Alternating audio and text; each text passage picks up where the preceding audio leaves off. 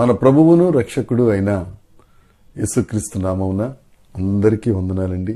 దేవునికి స్తోత్రాలు.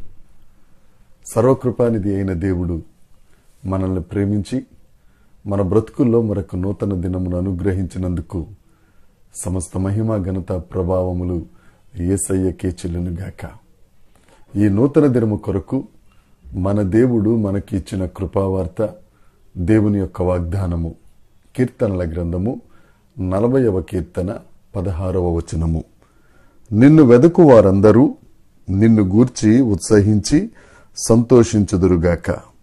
నీ రక్షణ ప్రేమించువారు యెహోవా మహిమపరచబడునుగాక అని నిత్యము చెప్పుకొందురుగాక. నీ రక్షణను ప్రేమించువారు దేవుడు మహిమపరచబడునుగాక అని నిత్యము చెప్పుకుంటారని లేఖనం చెప్తుంది. మనం నిత్యం చెప్పుకునే మాటలు చాలా ఉంటాయి. అది మన ఆరోగ్య పరిస్థితి కానీ, లేకపోతే మన ఆర్థిక పరిస్థితి కానీ, మన కుటుంబ స్థితి కానీ, లేకపోతే మన వ్యక్తిగత సమస్యలు కానీ నిత్యం మనం ఎవరో ఒకరికి చెప్పుకుంటూ ఉంటాం. ఏమంటామంటే, చెప్పుకుంటే కొంత బాధ తగ్గుతుంది, కొంత ఉపశమనం కలుగుతుంది అని చాలా మంది చెప్తారు. దాన్ని బట్టి మనం ఇతరులకు షేర్ చేసుకుంటే కాస్తంత ఉపశమనం కలుగుతుంది, మనసు తేలిక పడుతుందని నిత్యం నిత్యం నిత్యం ఈ కష్టాలే, ఈ నష్టాలే, ఈ అనారోగ్యాలే, ఈ బాధలే, ఈ సమస్యలే నిత్యం మనం చెప్పుకుంటూ ఉంటాం. కానీ లేఖనం చెప్తుంది, నా సహోదరి సహోదరుడా, యేసుక్రీస్తు రక్షణను ప్రేమించువారు దేవుడు మహిమపరచబడును గాక అని నిత్యము చెప్పుకుంటారు. రక్షకుడైన యేసుక్రీస్తు దగ్గరికి నువ్వు వచ్చినట్లయితే, యేసుక్రీస్తు దేవుడని నీవు నోటితో ఒప్పుకొని హృదయమందు విశ్వసిస్తే, నీవు రక్షణ పొందిన తరువాత దేవుడు ముందు జీవితంలో నువ్వు నిత్యము చెప్పుకున్న మాటలన్నిటినీ తొలగించి, నీ అనారోగ్య పరిస్థితిని గాని, నీ ఆర్థిక ఇబ్బందిని గాని, నీ కష్ట నష్టములన్నిటినీ తొలగించి ఆ మాటలను తారుమారు చేసి దేవుని నామము స్తుతించబడునుగాక, దేవుని నామము మహిమపరచబడునుగాక అని నిత్యము నీ నోట స్తుతిగీతమును ఉంచగలిగిన సమర్థుడు యేసుక్రీస్తు ప్రభు.